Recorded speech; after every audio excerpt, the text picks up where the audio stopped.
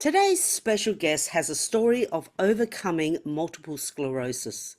Bobby Hyvie was a registered nurse of 30 years when she first experienced an odd sensation down the right side of her body that would later be diagnosed as MS. Welcome to Beyond Diagnosis, a podcast to raise your awareness, decisions, and voice for alternative practices so you can take back control of your health. I'm Rita Michele, your host, a mindset and empowerment coach, and the founder of the ONUS platform. Join me each week so you can create the health of your dreams. Stay with us to find out how she healed herself from this incurable disease. Hi, Bobby. Welcome to the show. Hi, Rita. Nice to be here. Oh, it's so good. God, this is going to be an incredible story, especially because MS, they say, there's nothing Is you can do about incurable. it. It's That's incurable. right. So, hmm just to give a little bit of an idea for our listeners and the people watching, MS is a disease of the central nervous system. Is that right? Correct. Actually, it affects the entire nervous system. It's not just the central nervous system. It's called a demyelination disease.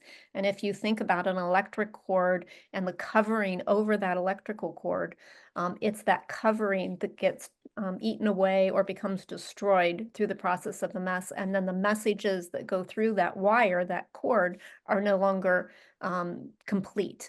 You get interruptions within the message, just like you would an electrical cord. If that covering was removed, now your light flashes. It no longer stays complete. It doesn't stay on all the time. And that's the same thing that happens in a mess. It can happen anywhere in the body. And you can imagine anything to do with the nervous system is really a very difficult thing to uh, diagnose, to consider, to heal from, and yet it's considered incurable, and yet here you are, Mhm. free from MS. Can you take us through your journey? Like, how did this start? What were the first sensations? Like, really, you were coming from a registered nurse, so you were very in tune with what happens and you've seen so much. For someone who has no idea and suddenly starts feeling these symptoms, which you're about to speak about, can you start painting a picture for us from the beginning and take us through? Well, you had said, first of all, I just want to correct something. I hadn't worked for 30 years when this started. I've been free, or it's been 30 years since I was diagnosed at this point. Oh, Um, okay. I had been working for 10 or 12 years when I was first diagnosed. But what had been happening, I was having a few visual symptoms, which I didn't connect to anything off and on for about 2 years. Just patchy stuff in my vision just didn't seem quite right. I even failed a vision test, but the ophthalmologist who did the test, I did the test. He went on vacation, so he wasn't there to read it. When he came back, he was just like, oh no, I screwed up, because you never do a test and leave without reading the test results first. And he's like, you need to come in for another retest because something's wrong. So I go in and I pass the test because that it's that patchiness, that signal getting through. It was getting through just fine when I went back for the retest, so everything was Can I good. just ask, when you say a retest and you went to the eye, was that just because you thought you need glasses, or you felt like Um, what on earth is happening with my oh, sight? I was noticing patchy vision, that something just here or there wasn't quite right within my vision. And so I went. He actually did a visual field test, so where you sit and you watch the little lights, kind of that idea for your driving test. You watch the little lights here and there. Can you see it? Where'd you see it? Was it up here? Was it down there? That thing. I flunked the first one. And then he went on vacation and didn't stick around to read it. So when he came back, he's like, you failed it. Something's wrong. It could have been indicative of a tumor. It could have been indicative of MS. Mm. But I passed the second one. He's like, oh no, everything's okay. It's fine. So 2 years later, no real and nothing specific from that time period to 2 years later, I'm working in the ER. I wake up after having slept during the day from working the night before, and I have this odd sensation in my side. and like my side had fallen asleep. But it's like, when does your side fall asleep? An arm falls asleep, a leg falls asleep, but not your side, just below my rib cage, not there. It's like, How does okay. that feel? Like your It side literally felt like falling it had asleep? fallen. It really felt like it was just numb, just completely numb. Like Like if your you arm would touched it, feel, it felt numb. yeah, yeah, completely. So, just like your arm does when it falls asleep, it's like, I gotta wake it up, it's not awake. It felt that way in my side. Mm. And by the time I got, so that was that day, the next day, it was my leg, my right leg. By the time I got to the doctor at the end of the week, you could have cut me in half. It was one half of my body was pins and needles. It was painful. It truly felt like somebody was poking me with pins and needles on half my body. The other side was fine. And when I got to the doctor, he's like, no, this can't be MS. Because I'm telling him, I think it's MS. And he's like, this can't be MS. That's atypical for MS. It doesn't present that way, one half of the body. It's like, well, it's presenting that way right now. So he scheduled an MRI. And it took 2 weeks to get the MRI. And when I got to the MRI, they found 3 lesions in my brain. And one of those lesions sat at my brainstem, which meant every message from my brain to the rest of my body was going to be affected. Wow. Every message. So Wow. every message How regarding your scary. digestion, regarding heart, regarding breathing, regarding movement of my arms and legs was going to be affected by that lesion. And they only grow, they don't get smaller. They found it at the base of my brain. It was going to grow. It was going to impede more function. But within that next week, it hit everything as far as fine and gross motor control. So fine motor control is your ability to do fine things with your fingers, Mm. your toes. So I started to lose my ability to write. I couldn't open containers. I couldn't do buttons and zippers. I had trouble walking. I had trouble just walking across the floor. We had a 2-story house. Our bedrooms were upstairs. I had trouble getting up and down the stairs. I'd scoot down the stairs because I couldn't dare walk down them. My husband would leave containers open in the refrigerator so I could get into something to eat. And it had to already be, it's just cold food that I could fix for myself. Um, Bobby, what's the timeline between you seeing the doctor and now you needing this type of so two assistance? weeks, two Two weeks. weeks. Yeah. Yeah, it was literally Wow. 2 weeks. It hit fast. So prior to that 2 weeks, I was working in the ER taking care of critical patients. Now I'm the patient. I mean, the rug was literally pulled out from under me. I actually tried to go back to work within that 2 week time period, and my husband had to drive me to work because I couldn't drive. You would think that would have been a clue, but I was in total denial. I was supposed to be in charge that night of the ER, and I gave that job away to someone else. I took the job that was the easiest, and that was triage, which meant I just sat and took patients' histories and sent them back to the waiting room. And I was having so much trouble writing that one of the ER physicians came out and said, "Who in the world's out here? I can't read your writing." Gee. I walked out that night and never went back. In So 2 weeks, your whole life seems to have changed. yeah, the rug was just completely pulled out from under me. Yeah, it was tough. It was very emotional. Um, on top of all that, within that first month of all this happening, my husband lost his job. Um, I was trying to figure out, am I ever going back to work? They kept, "Are you coming back? Are you coming back?" I'm like, "No, hold my position," because I didn't want to give it away. It was like, because I need insurance. If I say I'm not coming back, I know I'm no longer an employee, so I no longer have insurance. It was like, no, I need my job. It's like, hold that position. I'm not giving it away. And then I was able to release the position in the ER, but stay on as staff, hoping Mm. that I could take some other type of job at some point in the future. Didn't have any idea what that might be, but I was hoping at some point in the future I might be able to do that. So during all of this, I've seen a neurologist. He's done a spinal tap, and he discovers, yes, you definitely have MS because there are certain enzymes and so forth that are released. Um, so they found that. And they did a test for Lyme, which is typical because MS symptoms can mimic Lyme's disease. And they did a test for Lyme, and they tested for 7 types of Lyme, and they said, "I don't have Lyme." That's significant for something I'm going to tell you in the future. So In the meantime, I'm having significant pain. This pins and needles sensation will not go away. It just increases. So I can't sleep because imagine when your arm's asleep, if you lay on that, what does it do? It intensifies it. That same thing was going on with that pins and needles. I couldn't lay down. I couldn't sleep. I couldn't sit. I couldn't get comfortable because every time I touched anything, that increased. So eventually I called my neurologist and I told him, I need help. I can't live with this. And he's like, you're going to have to learn to live with it. He was so cold, it wasn't funny. There are neurologists I do not like prior to this that I worked with. And I'm like, I don't ever, and physicians in general, because some of them, especially when you get into specialties, get very high-minded and they think they're so special and wonderful because, you know, they know so much. It's like, you've forgotten the patient side of this. You have forgotten how that these are people, The you know, and human these are side of people it. who have, that's right. These are people who have feelings and they have to learn to live with whatever's going on. You need to help them with that. And, you know, there's so many of them that forget that. There are a few out there that are great at it, but there are some out there that are not. And I was dealing with one of those that was not. I refused to see one other. He's really good, but I'm like, I can't stand his bedside manner. So when my internist was referring, I'm like, no, I'm not going to see him. He's like, but he's great. I was like, he's horrible with patients. No. And he's like, who else do we have? So he's going through this. I said, okay, I'll see him.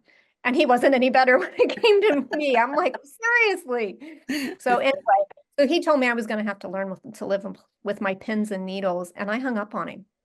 Like, Must that's have it. been so emotionally traumatic for you to think, am I going to spend the rest of my life like this? Because so many people in your situation who don't have your background, and sometimes the tenacity to hang up on someone will go, well, this is it for the rest of my life. They wouldn't think to, go out and try and find someone else or speak to someone else or search. And, this is my hope with these stories that people would Mhm. learn from your experience to then go and do something like that. So, So what, then we didn't have the internet then. So I started spending hours at the medical library. So most people have heard of OSU, Ohio State Buckeyes and so forth. It's a big university here. It's a big medical university. So I went to their library and started spending hours at their library. I was researching everything I possibly could about MS. I wasn't finding anything truly helpful, but I was researching. I was just totally for weeks involved in research. I would spend days there at the library for as long as I could possibly stand it. I would spend at the library. And then, of all things, my mom, and I have no idea where she got it, and I don't even know the name of it. She had this notebook. It was probably about this thick of printed pages that she had gotten from something. It had different alternative type healing things. She'd always just kind of been on the fringe of it, never really done anything with alternative healing, but always just kind of interested in it. And it had this one little paragraph in the middle of this notebook about a clinic, an alternative clinic. Now, I live in Ohio in the US, and this alternative clinic was clear across the country in Nevada. And it had a number in there. It talked about a woman who had had MS for 20 years. She had been wheelchair bound for 20 years. She went to this clinic and she was walking and doing great now. I'm like, no way. light Happened to have globe a went off phone. for you, right? Oh, yeah. Happened to have a phone number. And the fact that the phone number was actually active at that point, you know, who knew? So I called it. And she happened to be there that day. As a patient, she happened to be there. And they're like, well, Joy's here. You want to talk to her? So they handed the phone over to her and I talked to her a few minutes and she's telling me her story. I'm like, no way. I just don't believe this. I just don't believe this. So I hung up and my husband and I talked about it and I'm like, I don't have a choice. You know, I know of nothing else. Nothing traditionally is going to work. I truly know of nothing else.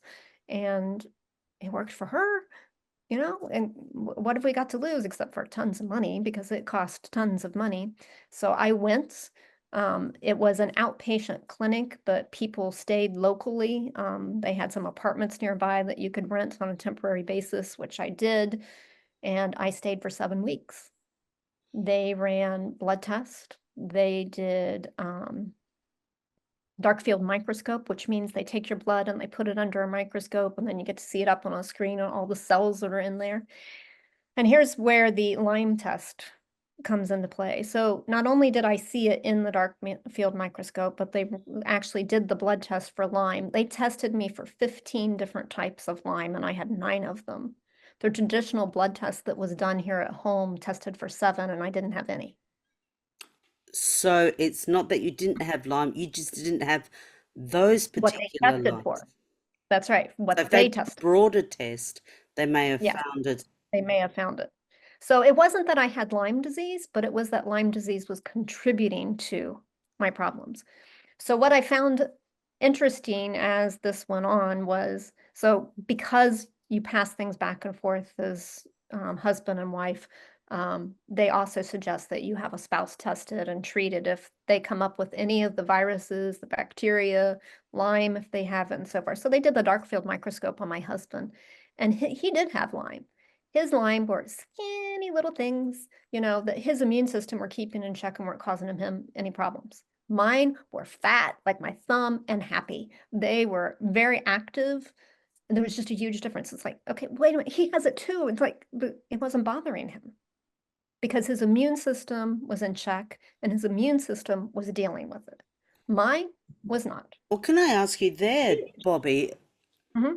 about your immune system then, and maybe what you think was the cause of the state? You're saying you've got the Lyme, so your immune system. So would you say that would you contribute the beginning of this to stress or inflammation, or I would what what contribute would this to you, a yeah, culmination of things because what they found there when they did the test was that I had multiple viruses, multiple bacteria. I had had a needle stick when I was working and several years before. you had a So needle, chances are sorry? a needle stick while I was working, which meant that I was contaminated with a dirty needle from a patient that I was dealing with. Oh, I see, I when had you were stuck working. when I was working. So I Mm. could have taken on a lot from that patient. He was a very sick person, so who knows? Um, but so you add all the viruses, the bacteria, the Lyme, and lots of stress, lots and lots of stress. Because just before this diagnosis, my grandfather had been diagnosed with Guillain-Barré, and Guillain-Barré is a nervous system paralysis disorder Yes. that starts at the feet and works its way up. And his went clear to his shoulders, so he became vent dependent within 2 days of a flu vaccine. 2 days.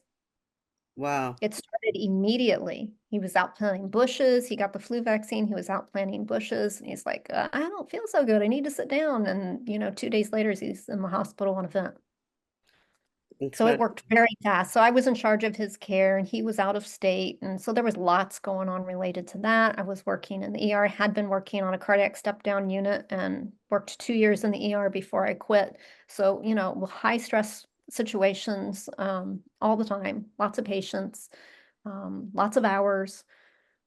So, the stress level was high. And what I have come to determine is that how we deal with our emotions is everything, absolutely everything. It is. So Did anyway, so you have higher inflammation as well? Would that been a contributing factor? it always contributes. And when you're stressed, you have high inflammation. And when you have all Mm. the other things that were going on in my system, it's guaranteed you will have inflammation. Absolutely guaranteed. It's just part of the process. It's part of how your body deals with all of that. Yes, yes. Yeah. So, So so it's what absolutely. triggered. So opposed to your husband who had viruses as well, you sound like you had a lot more stress in your life, which could have been the Yes. trigger that Yes. set you off on this course. Is that I, right? I, I really think that was the final straw. The final, Mm. straw that broke the camel's back was that stress factor because it was shortly before that when that happened with my grandfather. It was like within that last year. Yeah, Yes, we yes. actually we had just buried him when I was starting to have some other symptoms that I didn't attribute to anything in particular. It was just I just don't feel good, what's going on? I don't know. And then, then I had that sensation in my slide, which was just kind of downhill from there. Yeah, so that was all, once it truly kicked in, it was about 2 years. So anyway, so I went to this clinic. They determined I had all of this. They did hyperbaric oxygen therapy. They did tons of herbs. They also did tons of chelation therapy, which is a way of addressing heavy metals and toxins in your system. And that was a daily treatment that you underwent. And I did that for 7 weeks. And when I left there, my father-in-law, when I got off the plane, he's like, "You look better than you've ever looked." That's saying a lot because he never says anything, you know? So that was Well, there huge. you go. It was like, okay. But the problem is it didn't last. And they didn't, so what they did identify while I was there was that food sensitivity was huge for me. My gut was everything. That I was reacting to all kinds of foods, and my reactions to the food were my MS symptoms. Wow, that's Completely super linked. interesting. It was completely linked to my MS symptoms. If I controlled my reaction, I didn't have MS. If I reacted to a food, I had MS. I was like, wait a minute. So, but the problem was they treated those reactions with homeopathic injections, and lots of people did great with that. But, you know, I'm always the one in a million that had more trouble than everybody else. I always had to be the difficult kid in class, you know. Um, so what I found was that my reactions to foods were very delayed. Yes, I had the typical immediate reaction, but most of my problem was the delayed reaction. In other words, it could be 2 hours, it could be 4 hours, it could be 6 hours before I react to that food. So you couldn't tell me, I couldn't sit down and eat a meal and say, oh, I'm having a problem with this food because I didn't know it. It was 4 hours later when I've eaten something else now. I couldn't tell you it was the thing I had for breakfast. When I'm having a problem at night, I couldn't tell you that was my breakfast food because I've had 2 meals since then. So So now all you of a were sudden, unaware, no, you no, were I just unaware knew that you had food intolerances all these years. as a kid, I had food allergies. When I hit my high school years, those seemed to go away. I like to say they internalized and they Mm. started disrupting things internally that it wasn't those obvious symptoms anymore. Because as a kid, I had to stay away from dairy. It wasn't this, I could never have dairy. It was, you better not have very much dairy or you're going to notice it, you know, cause the belly pain and those typical symptoms. But as I hit later high school years, that just wasn't a problem anymore. I could pretty much eat anything I wanted to. But now those symptoms have completely internalized and they're causing these delayed responses and affecting my nervous system. I'm having a direct impact on my nervous system. So if you piled those symptoms up, you have no clue what's causing what.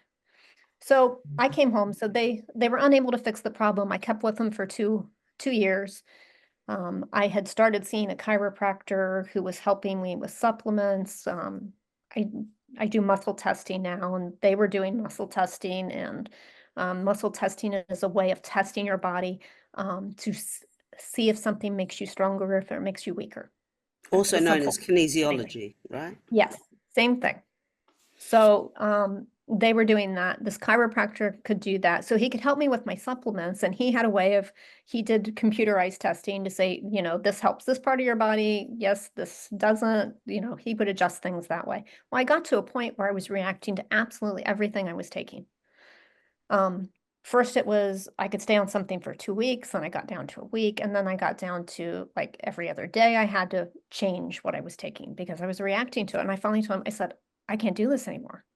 This is a wheel I just have to get off of. This is Mm. nuts. And he suggested I check out, this was NAT. This was my first exposure on my own to an energy healing technique, and that's Nemrutapod's allergy elimination technique. And there happened to be somebody in town, one person, who did it. And I went, Could you and repeat that? I didn't quite yeah, catch it's the name. Nemrutapods, NAMBU, duh, pods elimination technique, NAET. NAET. Okay. Yes. So I went to see him and the fourth treatment. So that procedure, they work on addressing 10 key allergens to start with. And it's egg mix, which is the first one, which is helps to eliminate an allergy to protein. Um, And then the others make perfect sense in that it's calcium mix, vitamin C mix, B vitamins, vitamin A, minerals, iron, salt and chlorides. That's the first 10. And when I hit number 4, which was B vitamins, I woke up the next morning and I felt energetic, bright-eyed, and ready to take on the world. My husband came out and said, "What'd you do with my wife?" Where she says, "You are not her right now." Because I felt so good. It was so wonderful. That lasted until breakfast, and I ate. Oh. So, we cleared one thing, and now I'm reacting to everything else. So I was like, okay, obviously I have a problem with tons of things, individual things, and I've got work to do. So I ended up becoming certified in the technique so that I could start addressing all these allergens on my own. And it was an eye-opening experience. In the process, I started treating patients because I was having such success.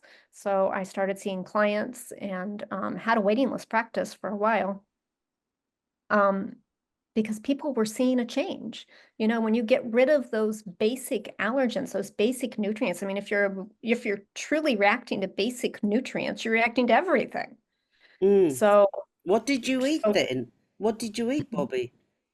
Well, I tolerated, the reactions is what would happen. I would immediately start addressing it and eliminate the new thing that was the problem.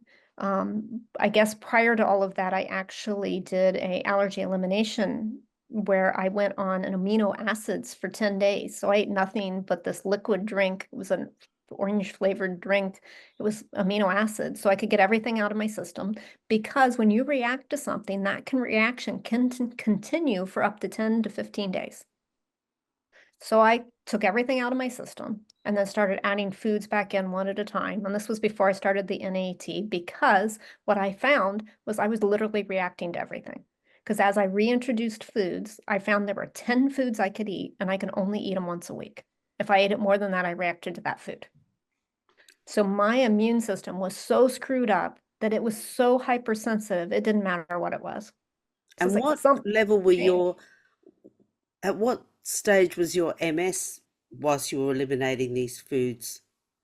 Well, having gone to the clinic, they were able to eliminate that hypersensitivity sensation that was going on, cleared a lot of stuff out of my system. So they cleared the viruses and the bacteria, and they got my inflammation down, and hyperoxygenated all my cells with the hyperbaric oxygen. So all that helped.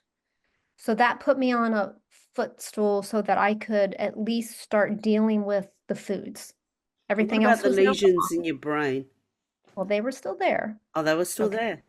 They hadn't gone away. And I honestly don't know if they're still there or not, in the sense that I've not been retested, because no insurance company will pay to have it rechecked. They have no reason to. They're like, well, why would we do this? This has cost thousands of dollars. Why would we do this? So they won't pay to have it rechecked. I would love to have it rechecked. I'd love to know, but all I can tell you is all those symptoms are gone. So, what do you want me? And they've been gone for years. So Mm. I claim that I am MS free, because, if that wasn't the case, I wouldn't be walking and talking now, you know? Exactly, exactly. Yeah. I mean, I've seen MS. My mother was in a nursing home. I've seen MS, Hmm. sufferers, and they're in a wheelchair, and I've Yeah. seen their decline of their symptoms to, you It know, doesn't get better. it doesn't It get really better. does It not get only goes better. one way. That's right.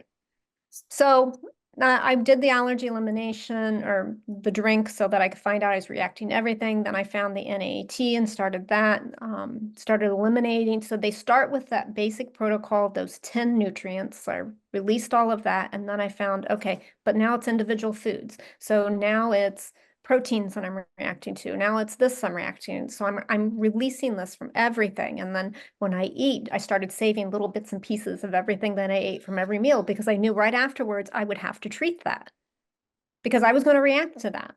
If I want to prevent the symptoms, I have to treat what I just ate. So I would treat that, and then I have to avoid it for that. That program involved avoiding it for 24 hours, because it takes 2 hours to get through each meridian in the body. So your body would process that release, and it would take 2 hours to get through each one. So they would have you avoid it for 24 hours. So that's what I was doing. I would treat, avoid whatever it was for 24 hours, and then I could have something else, and so it was a daily thing for me. I mean, Huge. my husband likes to put it, you're very high maintenance. And that's not It's like, because you're asking for jewelry. no, no, no jewelry involved in this. Darn it. If that were only the problem. Um, yeah, very high maintenance. So that's how I was living life. That was a daily thing for me. I started treating people, other people that weren't at my level weren't having that. It wasn't that extreme. You know, they would clear things, they could move on, they noticed improvement, and life improved for them, and they'd just be done with it, you know? I was never done with it. Um, and that was just it. It was like absolutely everything I ever eat has to be treated. And it's like, I'm sick of this. So I moved from one energy healing technique to the next, and I stuck with energy healing because I saw the change. It's like Mm, there's some here, there's a way to tap into the body. And as I grew in all of that, I realized that you could just actually speak to the body and ask the body questions. So it's a matter of your subconscious remembers absolutely everything that's ever happened to you in your life. And everything I've ever done as far as energy healing, they've always said, you know, emotions are huge. If you don't take care of the emotions, you don't take care of whatever the underlying issue is. But the more I got into it, the more I realized emotions were everything. yes, yes, absolutely. Literally everything. Because that subconscious remembers everything. Your subconscious is that tape recorder of your life. It doesn't forget anything that's ever happened to you. And I like to tell people it's like a Donald Duck video that my daughter used to watch. And it was a math video. And he would go into a room full of filing cabinets and he'd open a filing cabinet drawer and he'd rifle through the files. And it's like, no, that's not it. And he'd slam it closed and he'd go to the next one. No, that's not it. Slam it closed, go to the next. Here it is. Here it is. And that's what I help people do. And that's what I had to do with myself. Here it is. This is the problem to this problem that you're asking about. You know, this issue you're asking about started here. And it probably 95% of the time is related to an emotion. Mm, And it could be an emotional trauma, or it could just be an emotion you buried, you know, the thing that you forgot. You got snubbed by your friend when you were 3, you know, and you don't remember it, you know, you stubbed your toe when you were 15, you know, and you had all these emotions that came to the forefront and you don't remember it, but your subconscious remembers it. So it exactly. may not be huge, but your subconscious remembers it and buries it away unless you were taught how to address your emotions. And that's it, just it. We are never taught how to address our emotions. So the one thing people need to know about that is, you know, our subconscious chain takes our emotions from the day and they go from short-term memory, which is today's memories, into long-term memory when we sleep at night. So if you don't address the emotions from today, tomorrow they become a long-term problem. So every day we need to address those emotions. Every day you need to kind of take a survey of your day. You know, what's the problems from today? What's bugging me from today? And you can write it out in a journal, but don't reread that journal. Take that page out, throw it away. I'm a Christian. Somebody told me this a while back, and I loved it. It was like, lay it at the feet of Jesus. Say, this is yours now. It's not mine. I don't have anything to do with this anymore. I let go of this. Whatever hurt I'm feeling today, I let go of this. You know, you need to be specific. You need to release what it is that's truly bugging you. That way you don't take that to bed with you. And when you take it to bed with you, though, it becomes stuck in the body somewhere. And wherever those emotions become stuck, they call them trapped emotions, then you end up with a physical problem because of that. So you have Mm, to release those emotions. And when you release those emotions, they don't become that physical problem. And, you know, things from our past, sometimes we need help with. You need to find somebody who can deal with that. And that is what I do as a practitioner now. I help people to address those. We find those things that you've forgotten about and release them. You don't have to relive any of it. You don't have to remember it. We don't need to know any details. I just help your subconscious say, this is the emotion. Bye-bye. Let yeah. it go. Don't hold on to it, you know? And then they get better, you know, whatever the physical symptom is. And that's what I've had to do in my own life. And it's daunting sometimes, you know. It's like, okay, wait a minute, you know, but now I'm very sensitive to emotional changes. I feel things. I'm very sensitive to other people's emotions. I know it's partly because I do all this energy work. And so I have to be very careful about that. I have to put a shield up for myself and say, you know, they can have problems. I don't have to take them on. It's okay that Absolutely. that's your problem. You know, I can talk to you about your problem. I can help you let go of your problem, but I don't have to take it on. Um, not be a magnet for all of that, because we So can take those things. absolutely. So Bobby, what you're saying is you've gone through so many processes. You've started with MS, you've gone through so many processes, you've gone through so many alternative healing practices. So Hmm. was your MS, in your opinion, um, did it start from an emotional problem? I think so, yeah. And I couldn't tell you specifically what the emotional thing is. Like I said, camels, can go along carrying all kinds of things. You finally put that last straw on their back and they break down. It's the same thing with the human body, and that it's different for everybody. What's your threshold? What are you able to handle? And sometimes it's like the last thing happens to be a whole bunch of things all at once. So that last thing is way too much, where, if it were smaller things, you might have been able to take 10 more things on. But, Exactly. that last thing, if it's really big, that might be the thing that breaks you down.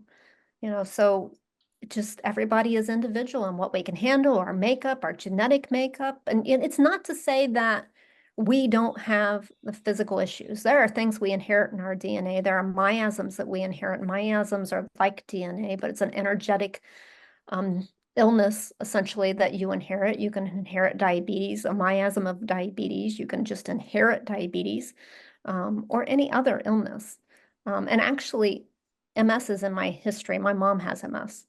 Now Oh, she's still walking, but she does wear braces on both feet.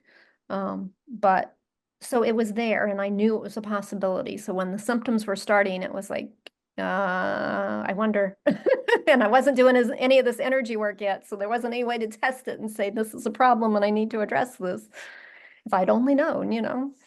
But what we don't know, we learn from. And absolutely. So you're saying your root cause, in your opinion, was emotional. I do. I would truly believe it was because, and I say that, but do you want to say what is the root cause? Was there 10 root causes or was that the last straw? I think the emotions were the last straw because I know I was incredibly stressed for about 2 or 3 years before this.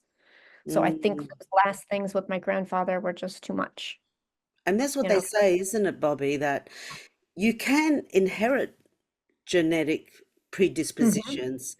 But you don't have to develop it. Doesn't That's right. necessarily mean that they are expressed. It's you have to be in a situation where you switch it on, basically. So Basically, yes. so you're Yes, that you so have yeah. allowed that to develop. Mm, mm, Because if you are emotionally healthy, if you're physically taking care of yourself, there's a whole lot of things in your genetics that will never express themselves. mm, So, yeah. being healthy doesn't mean just physically healthy that I'm taking care of my body. It means I need to be emotionally healthy. There are people out there that have all of that put together, at least it seems, and yet they still develop cancer. But there are things that happen in our world, things that we're exposed to in our world, and sometimes those cells get the wrong message. And cancer is just an overgrowth of cells because our cells are constantly dividing and constantly replacing themselves. And cancer is an overgrowth. If they didn't get that message, that tumor didn't get that message that it was supposed to shut off. What caused that? What allowed that message to be missed? Mm, Sometimes that's an inherited message. Sometimes that's a toxicity message. Sometimes that toxicity is parasites. Sometimes parasites can cause cancers. It just depends on what it is for that person. It's different in everybody. yes, But it's yes. learning. That's the one thing I've loved about energy work is learning to listen to your body. That we can simply ask your body a question and it can tell me what's going on. It can tell me what it's feeling, what it's thinking, what it's having a problem with. You might have pain in, for example, you might have pain in your right knee, but it could very well be related to your gallbladder. And Oh, that's I've fixed interesting. people with right knee pain that they're limping along and I fix their gallbladder and their right knee pain goes away. Why? Because the meridian, the energy flow that throws through the body that runs through your gallbladder, runs through your right knee. And if you're having gallbladder problems, it can cause a weakness in your right knee. Now, your left knee is usually your liver. So if you're having problems in your left knee, it could be your liver. So let's detoxify, clean up your liver, and often that left knee pain goes away. And is that what So you do too in in your work? Do the energy work and you do the healing, the supplementation, detox? I So, I actually don't do a lot of supplementation because I find I can do a lot of it through the energy healing. But what I do is I do have supplements that I recommend for people. I will say this will support this area that we're working on. Why don't you take this? And I can determine exactly what the product is that they need, the dose that they need, and how long they need to take it. And I will suggest that. It's like, we're working on this area. This is a problem for you. Why don't you take this? It'll help clean this up. Or you have an infection here. This will treat that infection. This particular supplement, you need this much for so long. And then they can get that supplement on their own and start taking it. So yeah, that is part of the process. and how are your food allergies, intolerances now? Great. You can eat Yeah. anything, Yeah, I can eat just about anything I want at this point. and it Yeah. doesn't have an effect on your nerves, or you don't have No, feel any MS no. symptoms whatsoever. Every once in a while I have a little belly pain. It's like, okay, I'm not paying attention. What did I not listen to? If I have discomfort somewhere, it's like, what did I not listen to? Or I ate something I shouldn't have eaten that I knew wasn't very healthy for me that I probably shouldn't have. It's like, okay, so what was that? I figure out what it is and don't repeat it. Not anytime soon, because it's usually something I shouldn't have. I chose to indulge, and it's like, that doesn't happen very often, though. It's like, okay, so you listen to your body, listen to those clues. Your body is speaking, and we have been taught to ignore it. The traditional medical system has taught you to ignore your body because they hand you a pill and say, this will make the symptoms go away. And that's not what you need to do. You need to say, this part hurts. Why does it hurt? What is my body telling me? Like I said, your right knee, it might very well be you're having gallbladder issues. You just don't know it's your gallbladder yet. And if you continue to let that persist, they may be wanting to take that out sometime in the future. It's like, but you need your Mm. gallbladder. Your gallbladder is a storage device for bile. Bile dissolves fats and helps you digest fats when we eat fats. And you need fats. There are certain fats that we definitely need because every cell in the body actually utilizes them, specifically the nervous system. The nervous system needs fats, cholesterol in particular. Cholesterol is used by every cell in the body. And yet, the medical system is out there on a rage to get rid of all cholesterol in the body and gives you all these statins to get rid of cholesterol, and they do horrible things to the body, absolutely horrible things. Instead, you need to be eating healthy fats because the body does need those healthy fats, and the body then makes its own cholesterol. Mm. So let's not eat the deep fried foods, but let's eat healthy fats like avocados because the body then makes its own cholesterol because it needs it in the cells. It's needed to help in that myelin tissue around the nerves. Your nervous system utilizes it. So let's not get rid of it. Let's change what we're eating and make sure it's the healthy version. Because it is that myelin sheath around the nerves that is compromised in MS. Is that That's right? right. Yeah. Well, that's that electrical cord we were talking about at the beginning. It's that covering. The myelin is the covering. If this is the cord, the myelin's the covering over it, and you end up with spottiness. And that's what causes a disconnect in the signal that's going through. It doesn't go through smoothly from one end to the other. So now you're not getting those messages for movement or whatever Mm. part of the body's not functioning. So yeah, you need a healthy myelin. Everybody does. And there are lots of people that do not have healthy myelin that don't necessarily have MS. So when I'm testing them and they're having other symptoms, it'll often come up. Your myelin's not healthy. Okay, why isn't your myelin healthy? And some people, it's because of that fat issue that they've been taking statins. It's like, okay, we just need to change your diet. You need to improve the fats that you're eating, stop the deep fried foods, eat healthy fats like avocados, and stop the statins. And your body has to have cholesterol. We don't want to get rid of all the cholesterol. Statins also are very toxic to the muscles in the body. That's So interesting. because people who take statins usually end up with some type of muscular pain. They'll start complaining of cramping in their legs and so forth. And it's because of the statins. The statins are actually detrimental to the muscles. People are scared to get off their statins because, they usually put Because on we for, advertise it constantly. but it's also heart, they're on it for heart disease, for cholesterol. Mhm. So they've been taught that if you're not taking your statins, you're, You're going to die. yeah, You're going to basically. die. And let's be I'll real let you succinct say that about one. you will die if you don't take your statins. No, you will die if you don't change how you're eating and eat healthy fats, stop the unhealthy fats such as fried foods, and then come off of those statins because your body truly needs that cholesterol.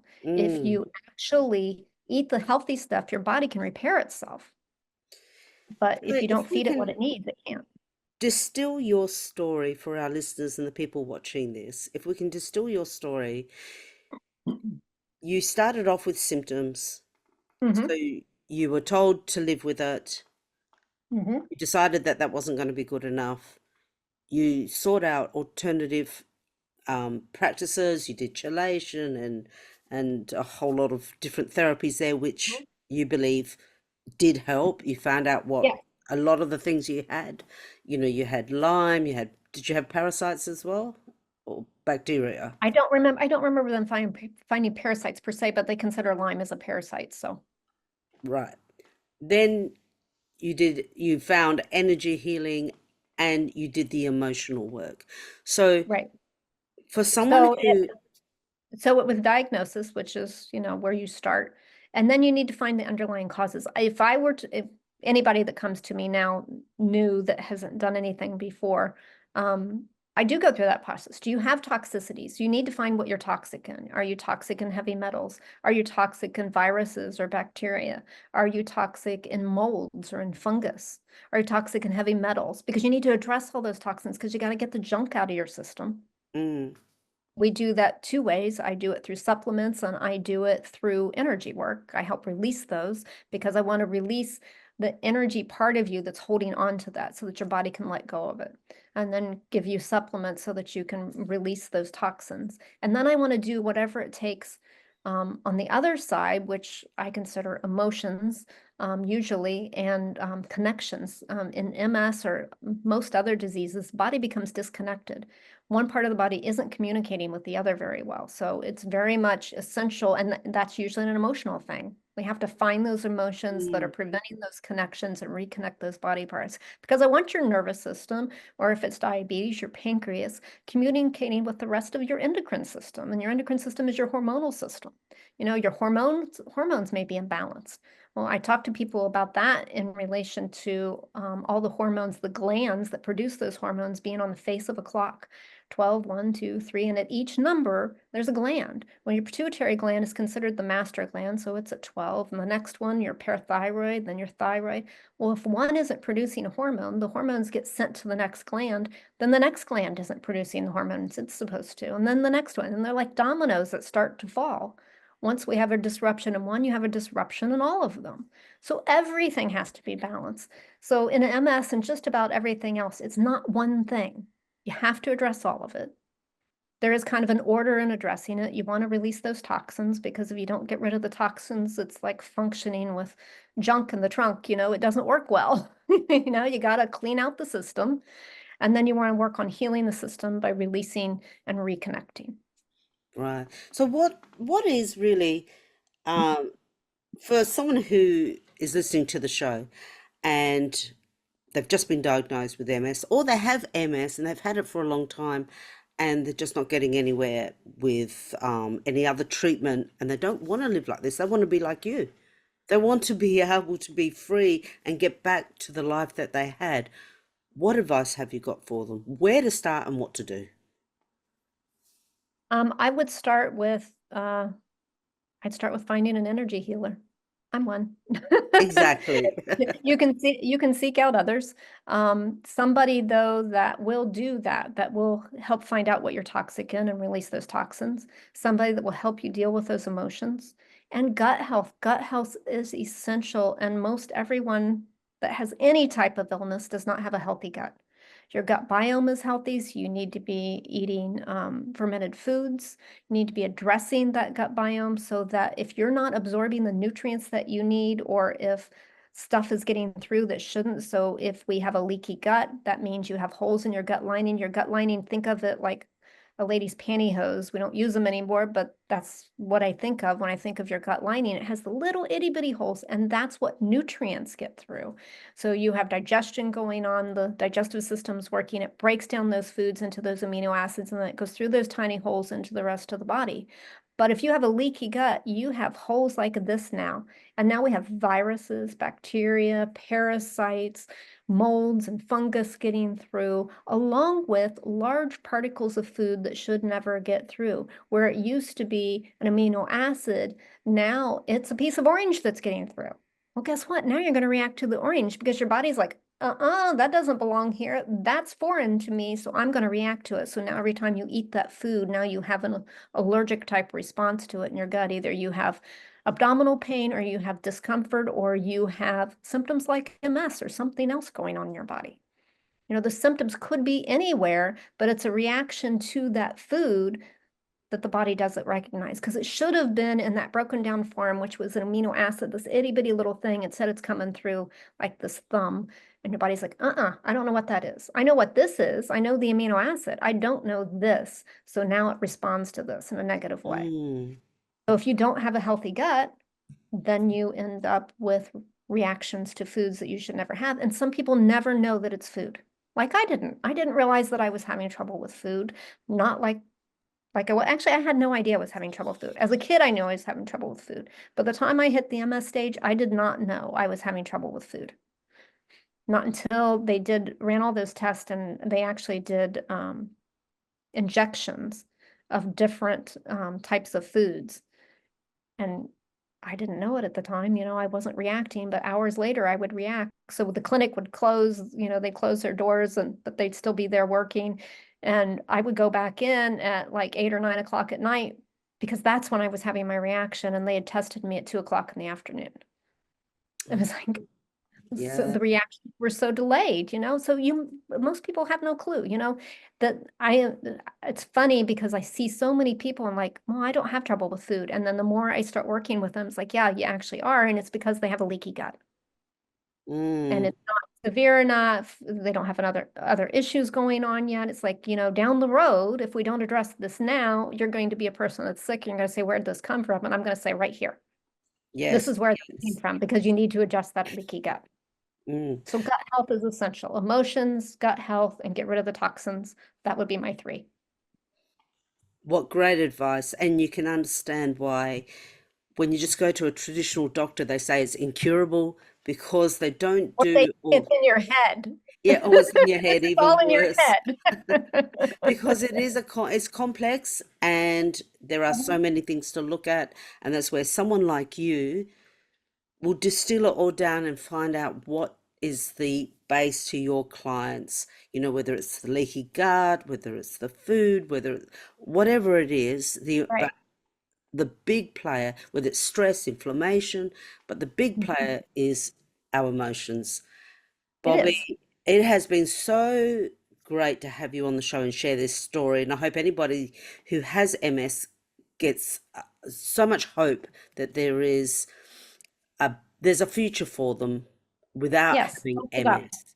And I Don't give up. believe that you have a workshop. Please just tell us about that workshop. Anyone can find it. It'll be in the show notes. Can you just run us through Yeah. that? So I'm going to do a free workshop. It's September 10th at 7 p.m. Eastern time. And it's going to be about beyond stress, how you can master your stress.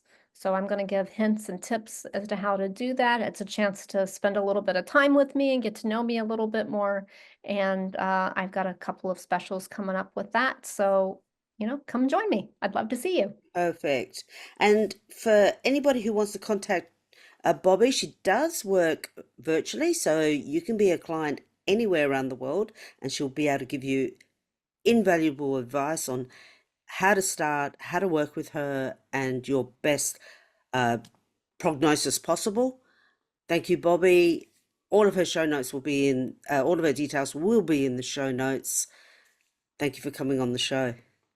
Thank you. It's been great. Nice seeing you. Nice chatting with you. Nice chatting with you too. Thank you. Okay. Bye-bye.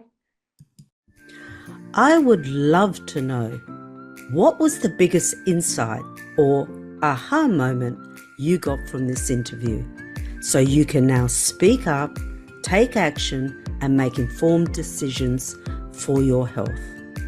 And if you like this episode, get instant access to your free ebook, Alternative Wisdom, Taking Back Control of Your Health, at life-onus.com. www.thebrightlife.com.